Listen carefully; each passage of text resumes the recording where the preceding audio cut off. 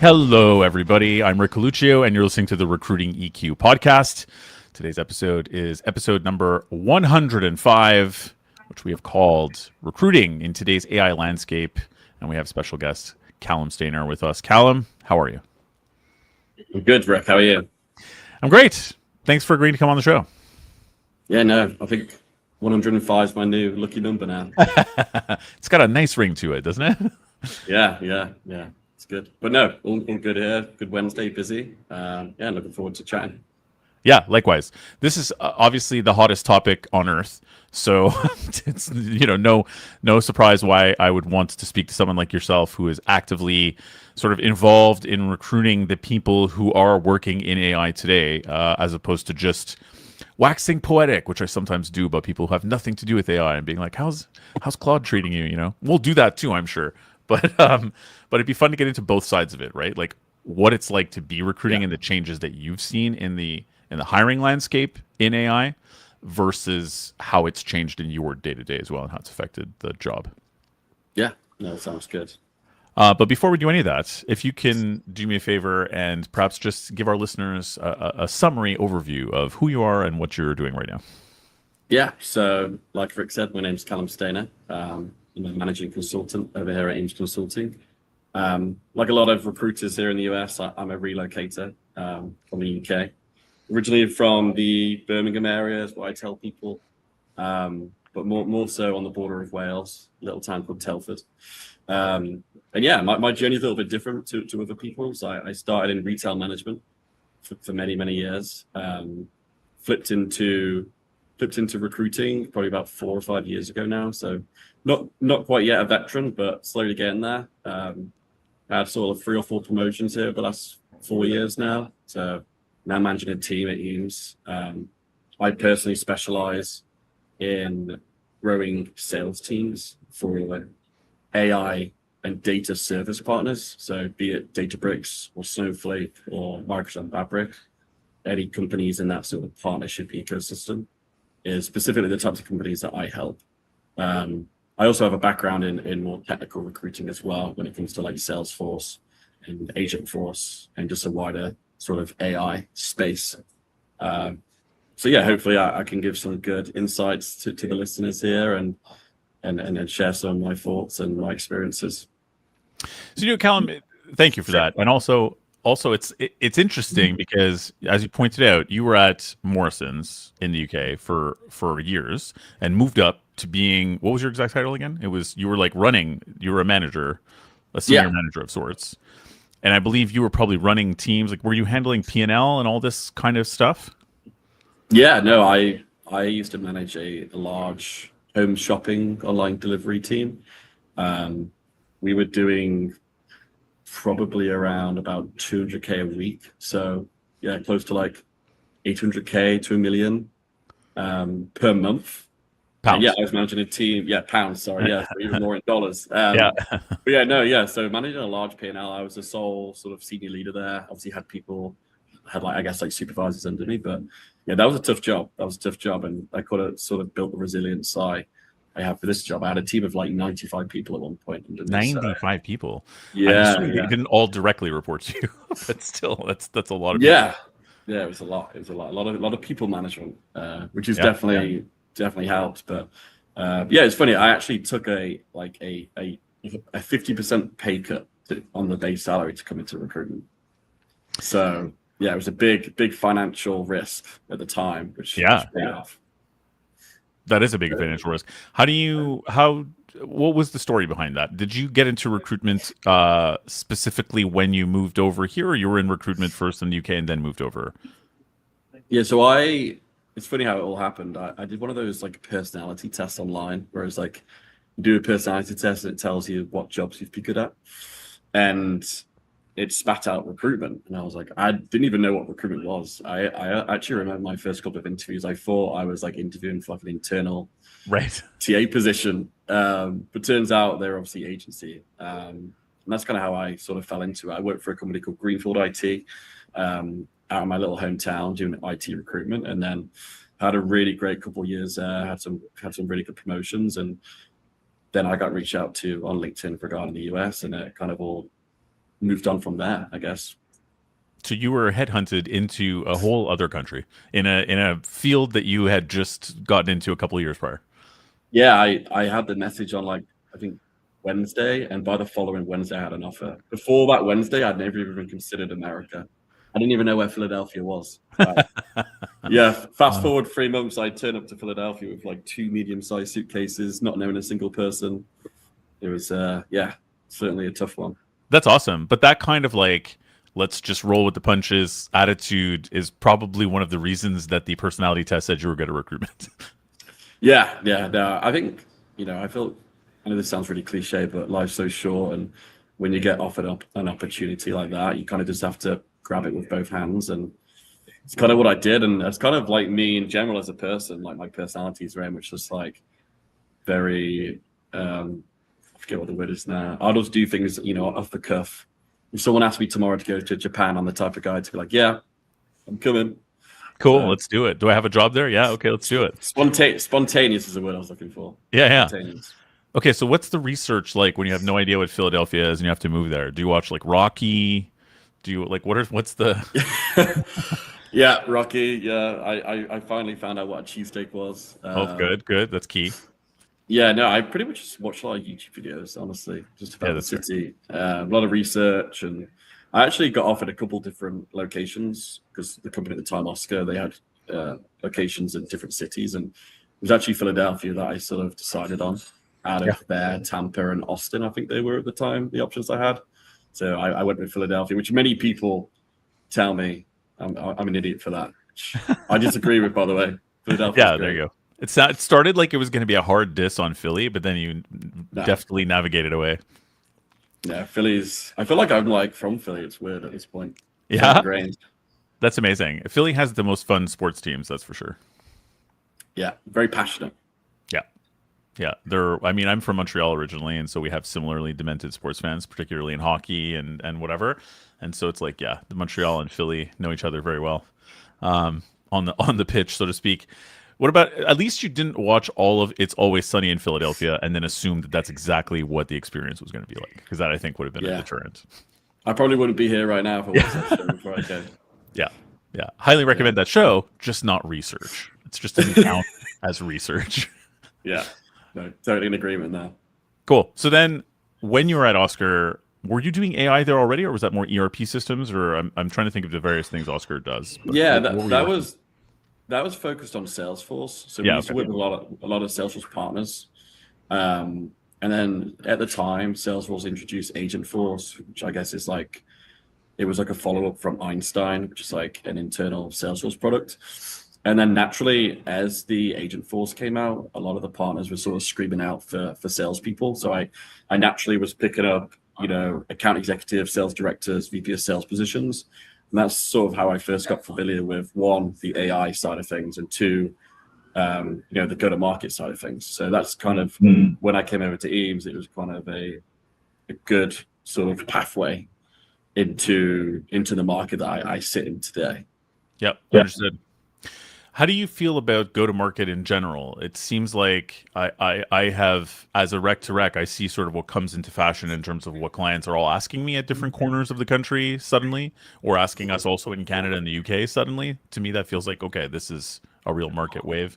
And my perception is that go-to-market in tech startups in general, AI or otherwise, whether it's cybersecurity or whatever the case may be, ed tech, all of it, was massive a couple of years ago, and then went super quiet and is now hitting a wave that has not crested yet of massiveness again. Is that what you're finding as well? Yeah, no, for sure. And I think the way in which Eames approach the market, we're new in the US.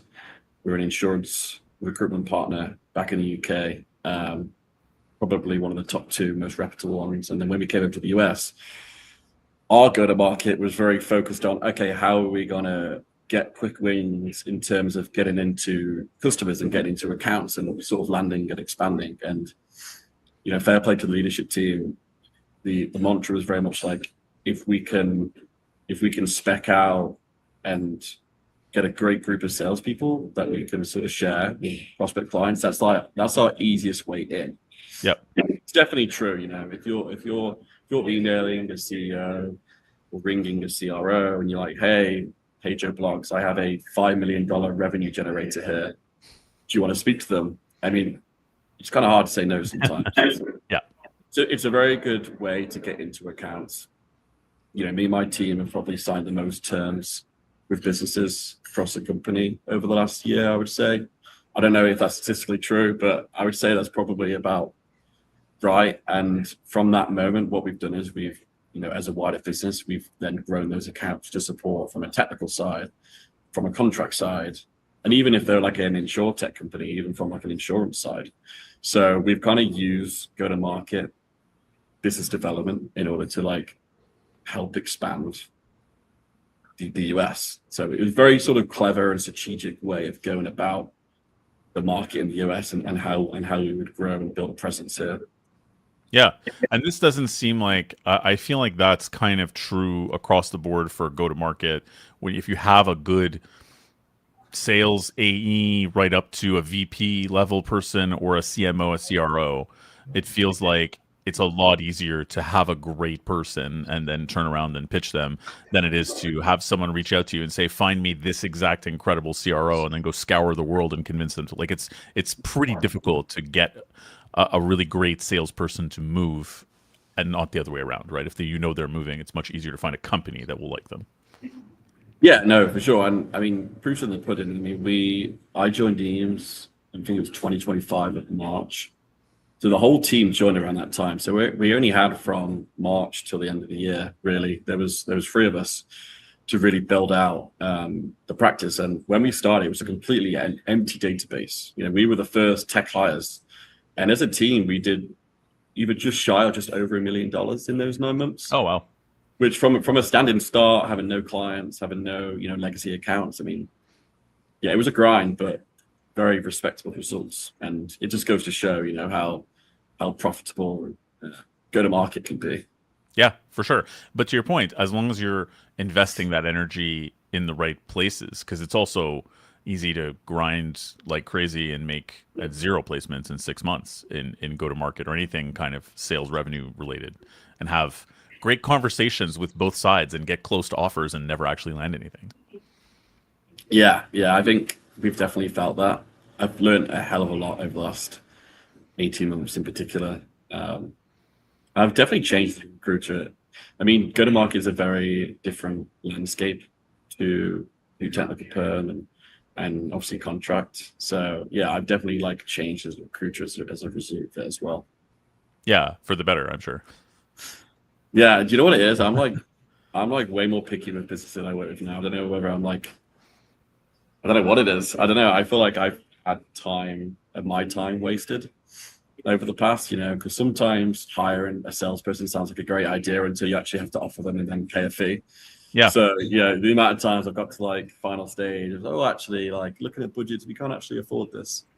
So a lot of frustration along the way, but I mean, it just helps define who you are as a recruiter as well. It's true. It's the only way to learn who you are as a recruiter is to try a lot of things out and to hammer together what you personally want or do not want to work on. But I think that's great advice to anybody who's out there there are still people that I speak to, and I don't know, in sales and marketing and go to market, Godspeed to them if they're just like, if the client wants it, I'm going to try and go find it. I'm like, oh my God, man, you're going to be so tired and frustrated in a year. I think you really do have to choose your battles in anything sales related. Yeah. What I like about go to market as well is, I mean, the people we're speaking to, they're salespeople themselves. Yes. So even though it's harder to get leads out of them, they naturally, you can build rapport and relationships with them very quickly. And they also interview great. I mean, they're salespeople, so they interview really well. So our sort of like CV or our interview to offer ratio is like a lot higher than it is on the technical side. Yeah. Because obviously our people tend to interview a little better just because they're used to it. I mean, yeah, some people have pointed out to me that that's a challenge though too, right? Because it's like they interview well, so do you know that they will be the right fit? Harder to tell because it'll be harder to find red flags or even get, you know what I mean? Not that they're being dishonest, even they're going to do a great job in the interview, and so it's going to seem like, yeah, this is a great idea. Let's just shake hands and sign the offer. 9 times Yeah, out of 10.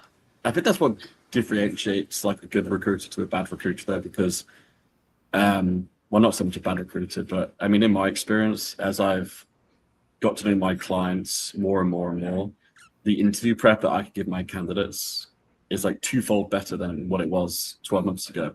Yeah, I can pretty much like give them the lowdown on, things you should like say, things you shouldn't, that you should avoid saying, the interviewer's personality, how you want to approach the interview. And just by having that experience and getting to know the clients like the back of my hand, that's been really beneficial in sort of changing that. So I will agree. Yeah, I mean, when we first started, our ratio was definitely a lot lower than it is today. Yeah, I fully agree with all that stuff. Okay, let's set the scene a little bit before we dive in a little bit here. I am definitely only moderately knowledgeable about the AI landscape, and this is not what I do. I'm not a professional at it, and keeping up with the proverbial Joneses in AI is a full-time job because it changes every few seconds. So even just to unpack a little bit of what you said at the top here, where you're recruiting in AI and also AI partnership companies like data partners like Databricks and Snowflake and whatever, if you can even just sort of break out what is a proper AI company versus data partners and other potential AI peripheral companies. Yeah, so I mean, I'll give Databricks as an example, that ecosystem here as an example. So a little bit like Salesforce or Microsoft, there's like a partner ecosystem. And within that partnership ecosystem, there's two sides. There's a side called the SIs, which is service integrators, so professional services firms, be it Deloitte, PwC, Accenture, so forth.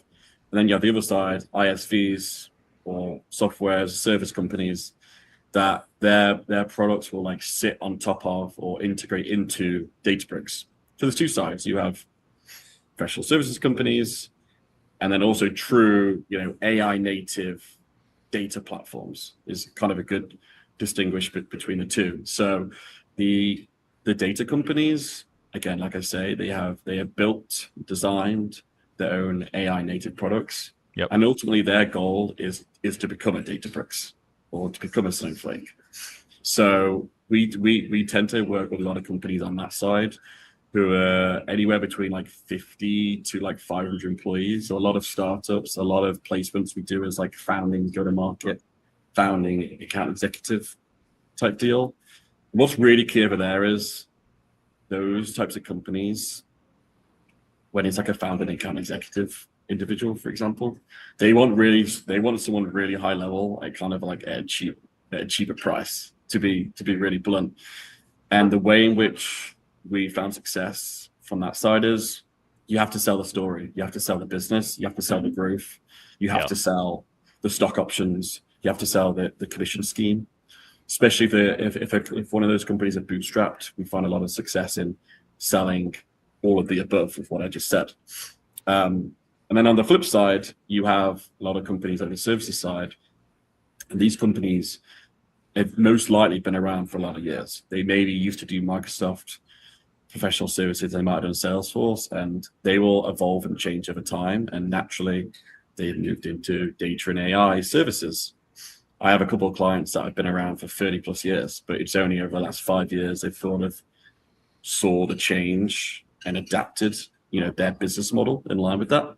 So on the services side, we work with companies anywhere from like 500 people up to 10 to 15,000 employees. Right. So a lot of difference there between like startups on the product side, a little bit more risky, to actually got pedigree, have been around for 30 years, proven success on the services side.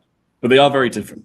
Like a candidate from the product side probably wouldn't be a good fit for a service organization and so forth. So it's kind of complex. Well, for sure. I'm assuming on the product side that you need somebody who is like yourself, who's just going to pick up and move to proverbial Philadelphia on a dream and an opportunity and be like, I'm going to be the next blah, and I'm going to make this AI the next chat GPT by selling the shit out of it, pardon my language, but you know what I mean? Who's going to Yeah, be like the I see the future, my name in a marquee. And I think that I'm sure you've probably seen some of those companies either fold or not pick up, or you know what I mean. How has that evolved? Like when you're talking about startups in this space, my perception just from listening to the odd podcast or reading the odd article is that the movement is unbelievable. What people think is the flavor of the month 1 second is yesterday's news so quickly. What is it like recruiting in the product space for people who have to sell this? You got to ramp them up, and you get them all amped up on a dream, and then maybe things change. Like, what's that been like? it's difficult. I'd Um, imagine, yeah. because when you work with candidates, especially from a sales perspective on the product side, it's not that they're jumpy, but you see a lot of like 12 months, 18 months, 8 months tenure. That's not necessarily the candidate's fault. It's, they've gone in, the startup hasn't been successful, as planned. And I would hate to know how these startup companies try and fail. That's the most difficult thing. And then from a recruitment perspective, obviously when we're doing credit checks, sometimes we get clients on the hook and then suddenly credit check, all right, they were only founded X amount of months ago. I can't really work with them type thing. But it's definitely difficult. And then, as times evolved, a lot of the candidates now are a lot more wary. I mean, not that I was in the ecosystem 5 years ago, but I almost get the sense that, if you pitched in a startup to somebody 5 years ago that was in the AI space, there wouldn't really be too many questions asked. They'd be happy to interview. These days, it's like when you pitch in to a candidate, it's very much like, okay, who are the company? What was their last year's revenue? How many employees they've got? They have 5 to 10 questions before they even want to sort of pick up the phone, I guess. I bet. So yeah, they're a lot more wary now. The candidates are about, the types of companies we speak to, and that's purely just because of the amount of like startups there have been and how many have failed compared to how many have been successful. So yeah, that's definitely a challenge that we found personally. That is such a quick turnaround, though, right? It's probably akin to the early '90s .com bubble, and I mean that burst. This isn't obviously bursting; it's still in the process of inflating. But point being, really quick turnaround time from oh my god, my life is I just got my golden ticket. I'm getting into AI, whatever, to being like, what about AI? Okay, tell me more. Like, because I'm very like, is this a scam or is this going to just fizzle away in just a few short years? It's unbelievable. Yeah, I think a really good way in which, again, I've adapted over the course of the last 18 months is I was trying to think of ways in which I could think outside the box. And one of them was okay, a lot of these startups, some are bootstrapped, some are PE backed. And if you can find a reputable PE firm Hmm. who has large investments in big companies, be it Databricks, or like I don't know, like a Datadog, or like a Fishtown Analytics. They used to be called Fishtown Analytics, but PE firms are invested in those types of companies. If you look at their portfolio and they have invested in smaller, true startups, those are the type of companies, you're almost getting the PE firm to do your research for you, I guess. Yeah, for sure. And you've got And a longer runway. yeah, exactly. And one thing we've been doing more over the last 6 months is we've been focusing on my business development has been focused on actually the PE firm. Because if you can get trust and faith from, a partner, a private equity organization who has a runway into 10 to 12 different companies, I mean, you can open yourself up to a gold mine right there. Yeah. So yeah, that's a really interesting out of the box sort of tactic, that I've been using in order to sort of get several wins at one time. Again, a lot more of a longer strategic play. Than just specking in the candidate and getting an interview, but it has way more benefit. Way Yeah. more. I think that's great advice for anybody who is out there and not kind of currently doing that. But honestly, it feels like I am hearing the same thing in the executive search space, particularly in things like industrials and tech. I'm hearing the same thing for people in go to market in any sector. I'm hearing the same thing pretty much everywhere. The VCs are supposed to have their day again in the not too distant future, but it's been a lot more up and down lately, especially. But it feels like the PE backed, like those PE relationships, seem to be the linchpin of everybody I talk to in this really difficult market who's killing it. Yeah, yeah, yeah. Simply put. Essentially, yeah. Yeah. Everyone else is like pulling their hair out, being like, why is it so hard? But it's taking me 3 times the work to make one placement, versus people who are in with PE relationships to sort of hedge their bets as to, okay, there's budget here and this is real and it's going to happen at X time. And they're killing it. So it feels like you're on the right side of the coin here, Callum. Yeah, no, it's just a little thing. I was on vacation last week, holiday for any listeners, but and it's funny because when you sort of sit away like from your desk for a week and you actually have time to reflect, I was just coming up with ideas all week of ways in which I can be different to our competitors. So, looking forward to sort of implementing some ideas over the course of the next couple of months. That level of creativity that you're describing, though, I think that I don't know that was always part of the job description for recruitment. I think it was fine for a lot of people to come in and just grind it out and be able to hit numbers. And as long as the company has good, like your recruitment firm has good clients and you're talking to decent candidates, the dots would connect on their own if you just grind it out, a lot of them. My perception is that is kind of going away in agency recruitment, and it may never return because AI tools can do a lot of grinding for everyone. It kind of levels that playing field. Grinding more doesn't really matter when we can all get out 10,000 of something in like an hour or whatever, right? It's just impossible human numbers. Are you feeling the same way that like from your point of view, especially as someone who's in the AI recruiting space, but also just as a recruiting agency using these tools, thinking about where it's going? Do you also feel that things like creativity, which are, again, something that AI is not great at, is going up in value for recruiters, even to hire people for your own team?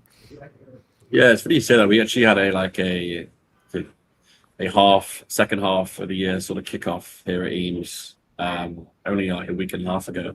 And that was pretty much, the whole sort of subject that we were talking about. How can we not be left behind by our competitors?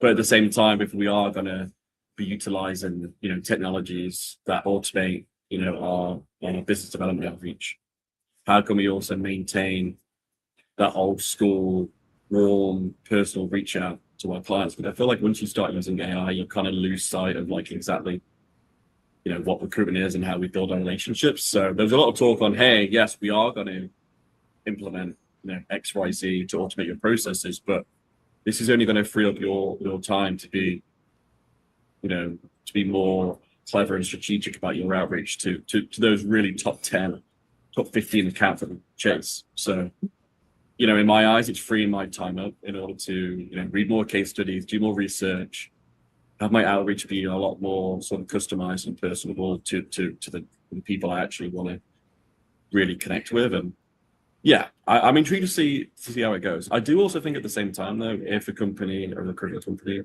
isn't investing in AI and automating their processes, like they will be left behind. So Yeah, I guess it's like a double-edged sword in some sense. that's a really good point. And I think there are some people who are going too far in what I'm hearing. We obviously are lucky that we've aligned ourselves with clients who are open and interested and just kind of being like, let's try things and see what works and what doesn't work. And I think that's one of the main things we look for in our clients and our candidates for that matter. Because I feel like anyone who is hard line on, no, this is the way it's done and that's it, is going to have a hard time because the things are just changing so quickly. Yeah, no, I totally agree. I mean, the whole AI is fast moving. I mean, you look at Anthropic as an example. Yeah. I think besides SpaceX, they were the highest valued, privately. Well, they are the highest. They now currently are the highest valued privately owned organization. But 2 years ago, no one even knew who Anthropic are.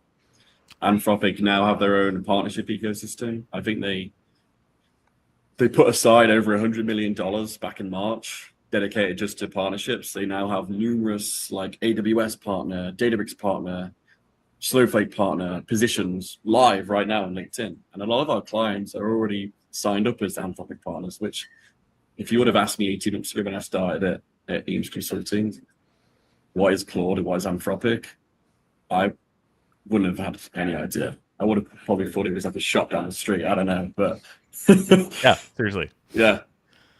But So that's it's the thing interesting. and even just to connect the dots between Anthropic, that's the company that makes Claude, because I heard talk of Claude for a while before the name Anthropic became big headline news every single day, right? Which it has been for a little while now.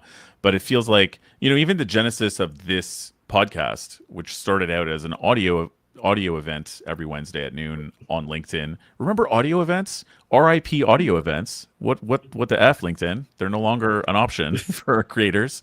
But that was a thing that we were doing, and it was literally a direct reaction to ChatGPT gets launched to the public 2 months later. 2 months after it gets launched to the public in end of 2022, I believe. 22, 23. Yeah.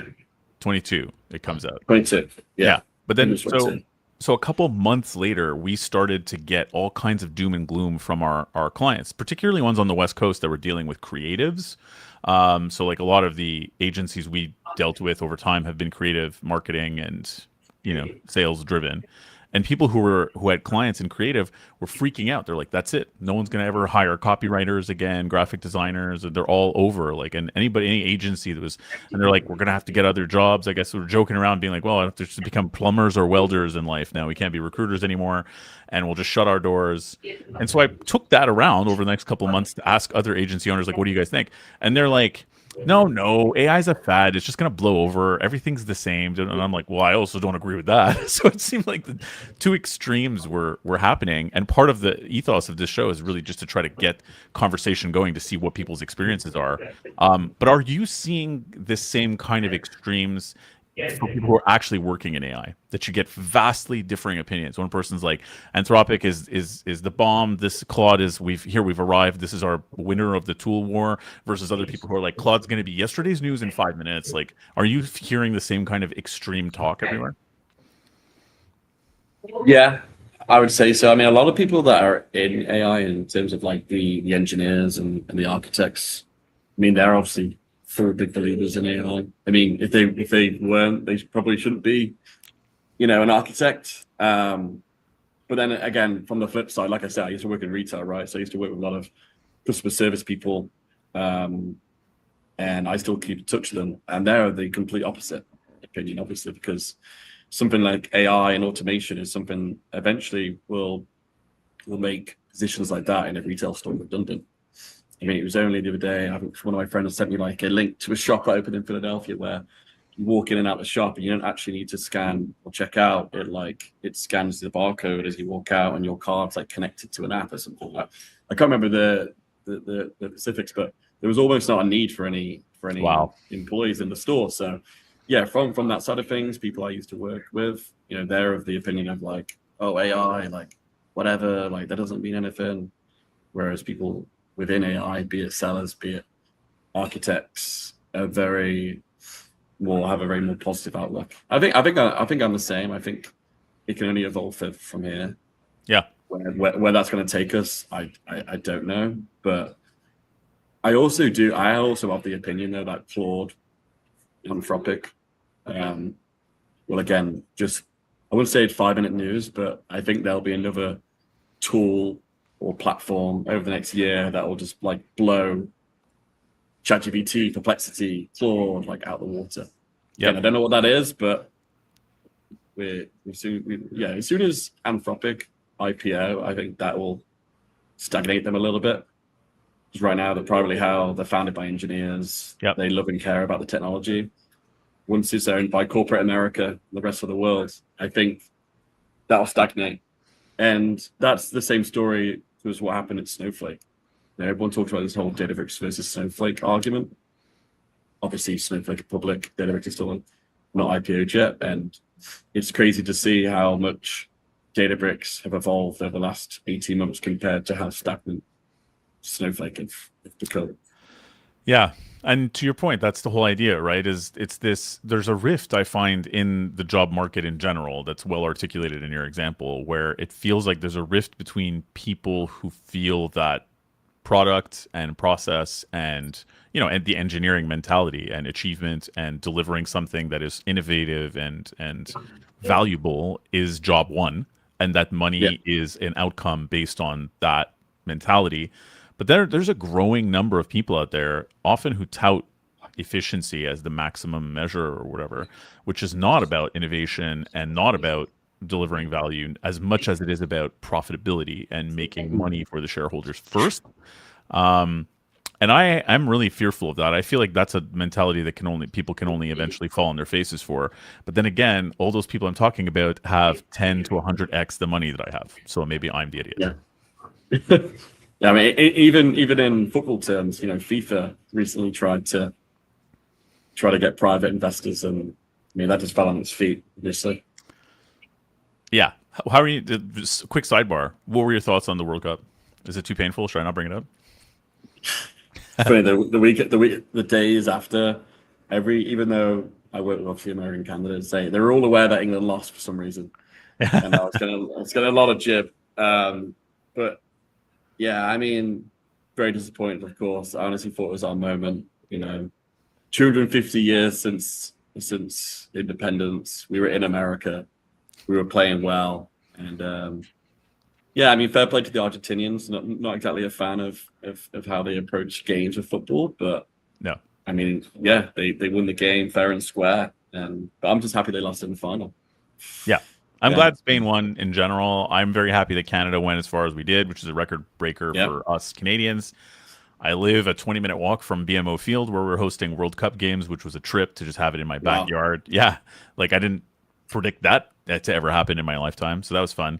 A shout out to Toronto for doing such a good job of organizing it, because I thought my entire neighborhood was going to be horrible in terms of traffic and like whatever, but the organization was awesome. So there's some yeah. positives there, but it was a I, weird World Cup. It was weird. it was. I was actually a FIFA volunteer, so Oh I yeah, got yeah. to I saw that on experience your both. LinkedIn. Yeah, both sides of the coin. So that was interesting. Yeah. What was is there anything that you can talk about that happened as a FIFA volunteer that's interesting? Yeah, I mean, there was like a bunch of people outside the stadium in Philadelphia anyway, like just scamming people left, right, and center. Oh really? Like, I forget what the name, ticket scalpers or whatever you want to call them. There was actually a bunch of people from the UK who came over to Philadelphia. I'm stood there, and they are just left, right, and center, just like actually scamming like Ecuadorian and Ivory Coast fans for Oh tickets. man. I actually had one young lad. He was actually from Ecuador, coming up to me. He's probably 20 years old, and he was like, "Those guys just took like $2,500 like out of my Venmo for tickets." I mean, like I was completely helpless. I mean, I Yeah. actually went and spoke to them, and they got a little bit aggressive towards me, but police didn't really care. I spoke to the supervisor at FIFA; they didn't really care. I mean, the way in which I see it is like, as long as it's not affecting FIFA's deep pockets, they don't really care what was going on. Yeah. I mean, there's always going to be scammers for tickets for Yeah, Taylor Swift, for everything. It's not just a FIFA problem for sure. You should round those guys up and be like, if you could use these powers for good, you could work and go to market. I know. Yeah, you guys, great business development skills. Maybe you should transfer that to something legit. Yeah, exactly. You guys can go legit and make probably more money if you just like really work hard. Yeah, I should have done that. It's funny. Okay, so back to the AI questions then. As you mentioned, I mean, Anthropic. I find Notion interesting. How do you feel about Notion? And I'll say just my impression is that Notion has been brought up as a tool, an AI tool that is just used for different things than the other tools that are competing against each other. It's always kind of like a really living version of Google Drive. And like we just did a software integration and migration ourselves, migrating our ATS over to Atlas, and Atlas were great. I keep singing their praises because they've been awesome as an ATS partner and very AI forward. But they used Notion to track all of my tickets, and Interesting. all of my tickets were going in. It was very easy to link it to things in the ATS, and I was getting notes and answering someone in real time. I've never had an easier migration and ticket and result experience in my life, and I've done multiple migrations even back before I was in recruitment, and I was just like, but no one's even talking about using AI. Like Claude isn't competing for the, hey, your ticketing system is going to be live. You know, it doesn't even feel like it's in the same conversation. So they're off doing their own thing over here. And I think Yeah. being very integrated into people's processes, not competing on the research, document creation, coding, like all the other guys, like Perplexity and Claude. How is there something else, or how do you feel about Notion? First of all, So I first and only used Notion probably about 2.5 years ago now. A colleague of mine at the time in the UK used it religiously. Uh, Honestly, at the time, I was kind of like a little bit overwhelmed by it. I already had my processes in place. The CRM at the time we had was pretty strong. We had integration set up. So Notion, when I sort of opened it, it was kind of like all at once. Everything was in right? your face. Yeah, You know, set up these like side, projects, documents, tasks, whatever it may be, and it almost felt like I got the impression that I was having to like sort of start again. I guess in my mind, I'm very organized and process driven. So I don't know, the fact I had to like completely change my process, even though it was working at the time. I don't know. I didn't really give it too much thought, to be honest. I played around with it. But then I didn't really hear about Notion for a couple of years. It was only recently, probably about 6 months ago now, I kept seeing their name pop up. And I actually spoke to a colleague back in the UK again, the one I was talking to, and I'm like, how has Notion sort of evolved from when you first introduced me to it? And he was like, well, at the time, there was like little to no integrations with other tools. Whereas now, it's fully fledged. It can plug into. It can almost act as your CRM in essence. yeah, It can plug into so many different platforms, even CRMs. And yeah, they've really come a long way. I've not touched it in a couple of years, but it's funny you mentioned that because it's definitely something I want to look into. So I'm just like an organization freak, to be honest with you. So yeah. And I think that that's a really good use of AI in any company at any size, is to use AI to sort of automate and deepen the administrative and organizational element of the business, right? Whether it's just sort of, beforehand, if you have some sort of repository or database of old documents or whatever, here you can pull reports on anything. Like it's just a lot more, it's much more of a living, breathing thing. It's easy to manipulate even old legacy data. And I feel like that's a great use of AI. Like I don't think anybody's really out of a job necessarily even because of it. I think it will make companies more efficient, maybe a small contraction in terms of admins, but to me I feel like that's just like part of the dream. No, like make the thing run like a well-oiled machine, and I can do crap I didn't even know was possible before with my old data, you know what I mean? yeah, no, I speak to friends in recruitment, and I guess on that topic, talking about a well-oiled machine, is I've heard some other people that I know in recruitment, they have like Claude plugged into like Slack, for example, Mhm. and they've set it up so every morning at 9 a.m., any jobs that was posted within their ecosystem gets sent to them the next day at 9 a.m. Hey, here are the jobs that were posted by, I don't know, ServiceNow partners yesterday, and they just bang them. And then not only that, they also have it automated to the Claude will then scrape the hiring managers for each job, then send out an email spec. All that without even touching a thing, which is just to me insane. Very Yeah, clever, but insane. big fan of Claude. I there's little things that I picked up. We didn't call him a fractional CTO, but we did have a guy that we brought on as an AI coach, is what we called him. But still, he's kind Yeah, of coach. doing some of that stuff. In other words, auditing our tech stack and looking at how we do it and use it differently and so on. And yeah, Claude integrations are amazing into your ATS. Supercharges a lot of stuff, right? Because you can automate things and so on. But one of the things I didn't realize is that there's a difference between using Claude, the desktop app, and using it in your browser, right? Like desktop app is much faster, great for Yeah. document creation, but it doesn't have access to things that are on the internet. Versus if you're using it in browser and you have another tab open in the same window, it can just access them no problem. So it's like, yeah, just little things like that you It's know, scary. yeah, We also we just hired on a fractional CTO ourselves, and the business are very open and transparent about their plans with AI and how we want to evolve. And yeah, Mike, the new fractional CTO in the UK, he sat us all down in the US over a video call 2 weeks ago now, and sort of just asked for our opinions and our input, and also kind of gave us an idea of where we're going to take things as a business over the next 12 months. So that's definitely exciting. Again, we don't want to lose sight of the traditional, how do you build a relationship, get in front of people, cold calls, personalized messaging. But at the same time, like I mentioned earlier, and like Mike, the fractional CTO mentioned, we can't be left behind. So Yeah, well, exactly. And I mean, like, regardless of being left behind, are you already finding that life is just better when you've integrated the right AI tools into like life as a recruiter? I mean, that your job is easier, or you can get better quality work done, or it can be done faster. Like, how are you finding the difference so far? I think from a BD perspective, it definitely helps. I think from a candidate perspective, I don't think AI is as effective on the candidate side.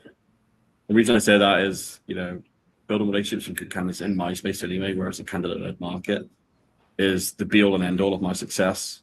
If I get a top 5 seller, within the ecosystem, I can pretty much place them at any client I have. So, but then on a business development standpoint, I'm a believer of if you can get your name in front of a hiring manager, once every couple of weeks, they just see your name, whether it's on LinkedIn, whether it's over email, and they associate your name. Callum Stainer hires salespeople for businesses like mine. If you can just use AI to automate your outreach and just even get your name or phone number on a screen in front of a hiring manager every 2 weeks, the moment they are deciding to hire, your name will come straight to the forefront of their head. So I think it's a very good tool in order to just keep your name in front of the businesses you want it to be kept in front of. But I do think, I already said a couple of times here, with the relationship piece, you're not going to build relationships with AI. So Yeah. And the old school recruitment style will never go away. So I think it's really important for recruiters, in my opinion, to really just find a fine line between the two. Because some people I know are just all in on AI, all they do is automation. They're not doing any outreach. They're just relying on AI basically, which can definitely fall short. Yeah. There's an analogy that I like to use because I was a musician. I am a musician, but I was a musician in the music business for a long time. And I doubled down really hard on learning instruments when I was in my teens and early 20s. And the thing about it is you can skip steps when you start learning to play guitar or whatever else, right?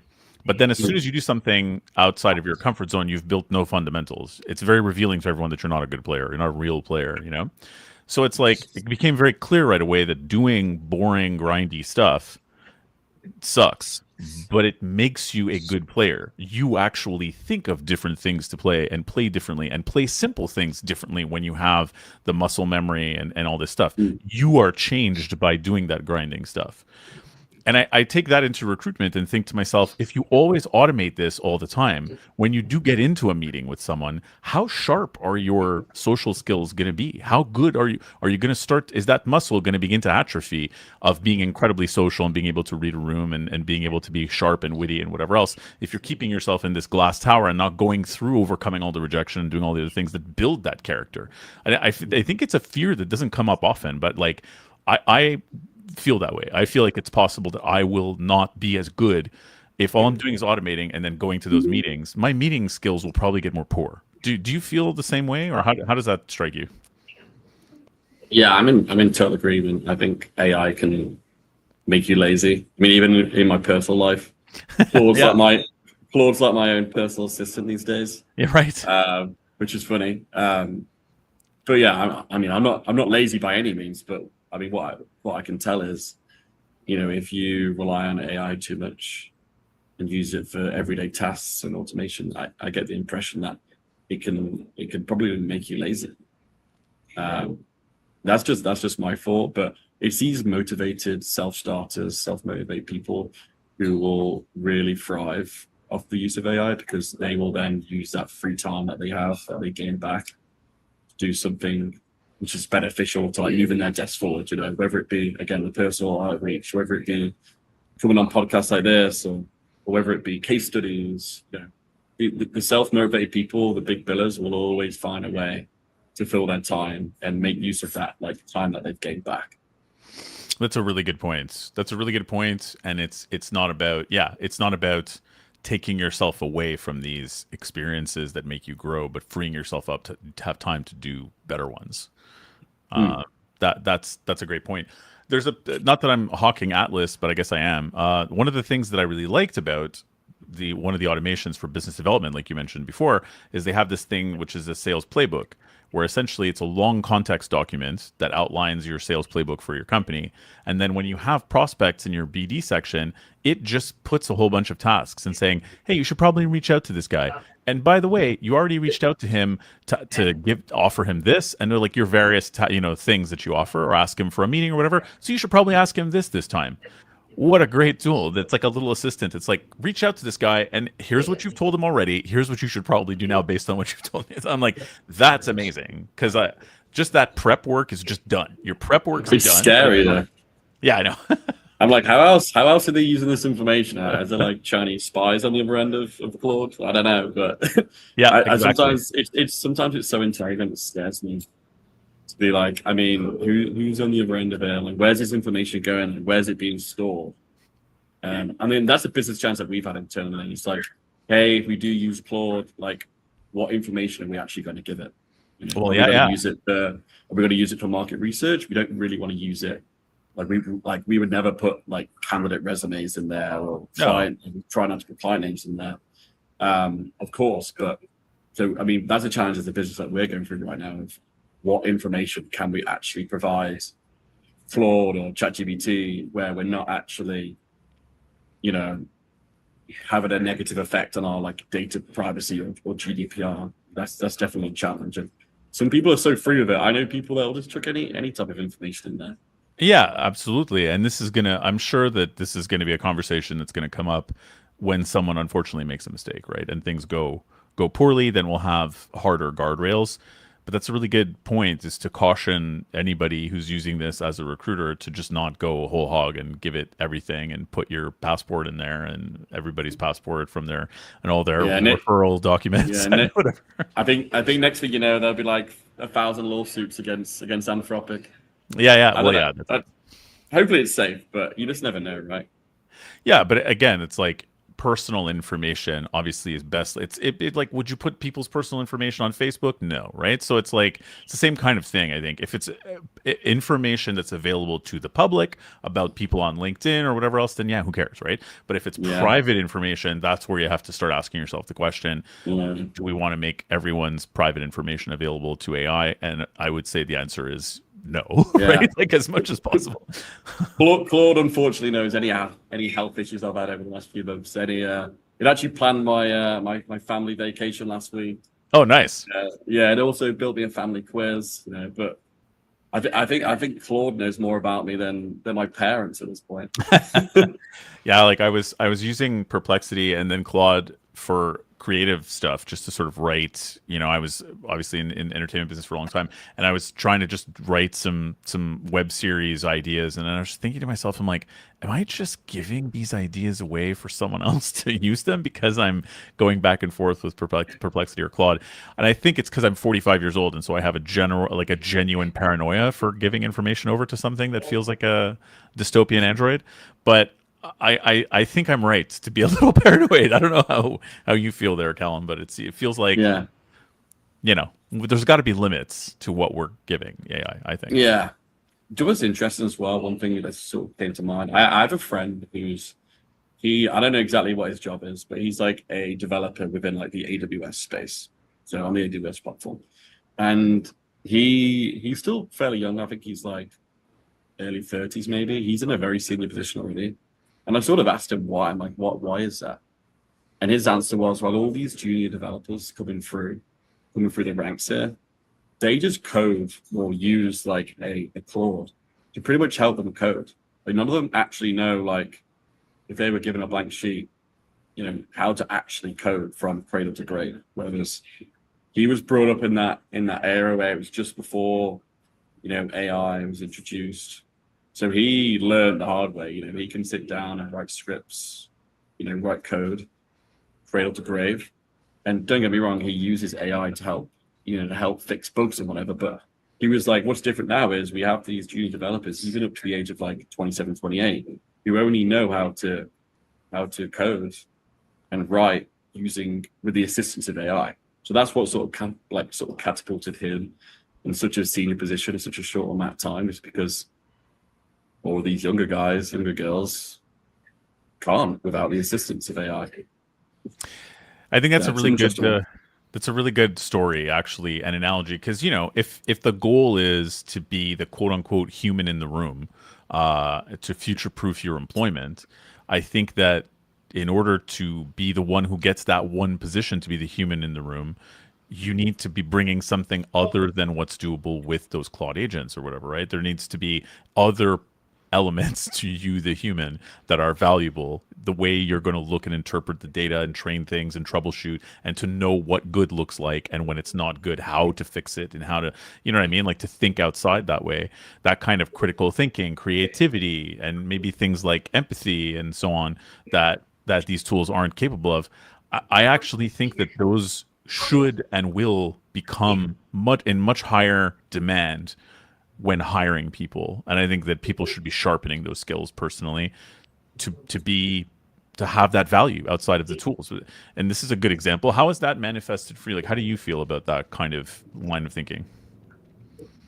Well, in terms of where that leaves him as an individual, like in his career path, or Where it leaves him, but also in general, what you think in the future will be desirable qualities that maybe we don't really ask people about now, but like as a recruiter, things like, okay, this person wants someone who's very creative, so let's try and establish if this person's got great creativity outside of, you know what I mean, outside of what's on their resume.